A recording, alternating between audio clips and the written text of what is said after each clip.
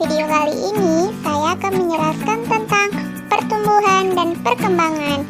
Untuk teman-teman yang baru bergabung di channel ini, sebelum kita tonton videonya, yuk sama-sama kita like, comment, share, subscribe, dan jangan lupa nyalakan tanda loncengnya ya teman-teman. Terima kasih.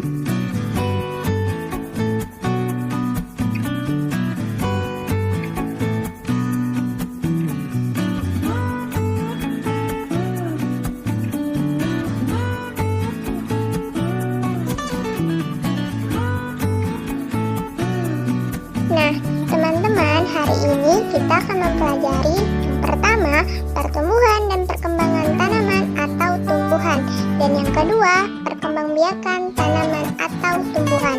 Oke, sebelum kita ke materi, saya mau nanya nih, siapa di sini yang halaman rumahnya ditanami tanaman hias atau tanaman obat? Nah, kalian suka menyiramnya nggak ya? Tanaman juga butuh air loh teman-teman, karena air bisa mempengaruhi pertumbuhan dan perkembangan tanaman tersebut. Tanaman juga memiliki banyak manfaat loh bagi kehidupan kita. Oleh karena itu, kita harus selalu menjaga kelestarian tanaman. Merawat tanaman merupakan salah satu kegiatan menjaga alam ya teman-teman. Selain air, ada juga beberapa faktor yang mempengaruhi pertumbuhan dan perkembangan tanaman loh. Apa saja ya faktornya? Lalu, apa sih pertumbuhan tanaman itu?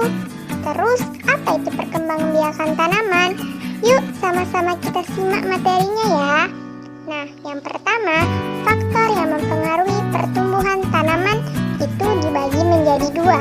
Yang pertama, faktor internal, yaitu faktor yang terdapat di dalam tubuh tanaman, yang meliputi yang pertama, genetik dari induknya, yang artinya yang menentukan sifat, bentuk tubuh, warna bunga, rasa buah, dan lain-lain.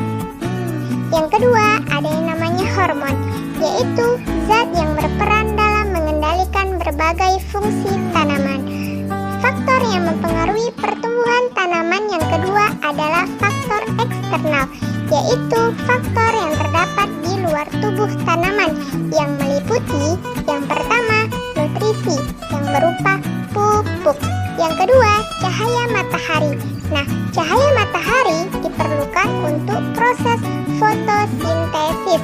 Yang ketiga, air dan kelembaban. Yang keempat, ada suhu udara. Dan yang kelima, kesuburan tanah.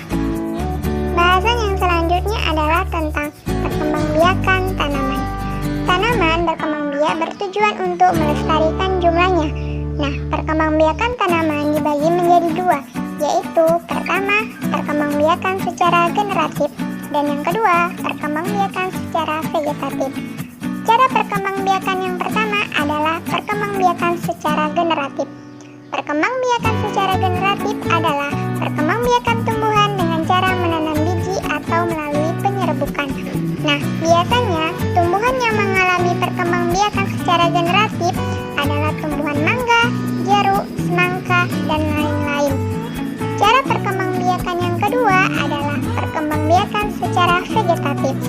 Perkembangbiakan secara vegetatif adalah perkembangbiakan tumbuhan dengan tanpa melalui menanam biji.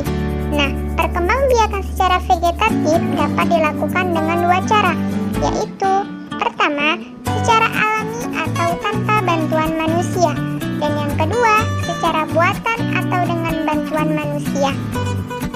Perkembangbiakan secara vegetatif alami dapat dilakukan dengan cara yang pertama, tunas, yang kedua, tunas daun, yang ketiga, umbi batang, yang keempat, umbi lapis, yang kelima, umbi akar, yang keenam, spora, dan yang terakhir, akar tinggal atau rizoma. Nah, untuk perkembangbiakan secara vegetatif buatan dapat dilakukan dengan cara yang pertama, mencangkok, yang kedua, menyambung atau mengenten, yang ketiga, okulasi atau menempel, yang keempat, stek batang, dan yang terakhir, merunduk. Vegetatif alami atau tanpa bantuan manusia. Nah, yang pertama itu adalah tunas. Tumbuhan tunas adalah tumbuhan baru atau anakannya yang akan tumbuh dekat dengan pohon induknya. Contohnya nanas, bambu, pisang, dan lain-lain. Yang kedua, tunas daun. Tumbuhan yang mengalami tunas daun adalah cocor bebek. jahe akan tumbuh di tepi daun. Yang ketiga, umbi batang. Umbi batang adalah batang yang tumbuh dan berkembang di dalam tanah. Contohnya adalah kentang. Yang keempat, umbi akar. Umbi akar adalah akar yang tumbuh membesar karena berisi cadangan makanan. Contohnya wortel, singkong, dan lain-lain. Yang kelima, umbi lapis. Umbi lapis terbentuk karena tumpukan daun yang tersusun secara rapi dan rapat. Contohnya bawang merah, bunga bakung, dan lain-lain. Yang keenam, spora. Tumbuhan yang berkembang biak dengan cara spora adalah lumut, paku-pakuan, dan lain-lain. Dan yang terakhir adalah akar tinggal atau yang sering disebut juga dengan rizoma. Adalah batang yang seluruhnya berada dan tumbuh menjalar di permukaan tanah. Contohnya kunyit, jahe, lengkuas, kencur, dan lain-lain. Bahasan selanjutnya mengenai vegetatif buatan atau dengan bantuan manusia. Nah, yang pertama itu adalah mencangkok. Mencangkok merupakan perkembangbiakan dengan cara mengupas kulit batang dan membungkusnya dengan tanah agar tumbuh akar pada bagian tersebut. Tumbuhan yang dicangkok harus memiliki batang kayu seperti pohon mangga, rambutan, nangka, dan lain-lain. Yang kedua, stek. Stek merupakan perkembangbiakan dengan cara memotong bagian tumbuhan, kemudian ditanam langsung ke tanah. Contohnya adalah singkong. Yang ketiga, menyambung atau mengenten. Menyambung atau mengenten merupakan perkembangbiakan tanaman dengan cara menyambungkan dua batang tanaman yang sejenis. Contohnya pohon mangga, rambutan, dan yang lain-lain. Yang keempat adalah okulasi atau menempel. Nah, okulasi atau menempel ini merupakan perkembangbiakan tanaman dengan cara menempelkan tunas baru pada batang lain tumbuhan yang masih sejenis. Contohnya mangga, rambutan, dan lain-lain. Yang kelima, merunduk. Merunduk merupakan perkembangbiakan dengan cara membenamkan bagian batang tumbuhan ke dalam tanah dan mempertahankan posisi ini sampai tumbuh akar pada bagian batang tumbuhan. Contoh tanamannya ini adalah strawberry.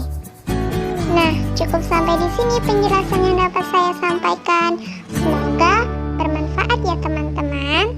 Tetap jaga kesehatan, tetap jaga kebersihan, dan tetap semangat. Wassalamualaikum warahmatullahi wabarakatuh. Thank you for watching.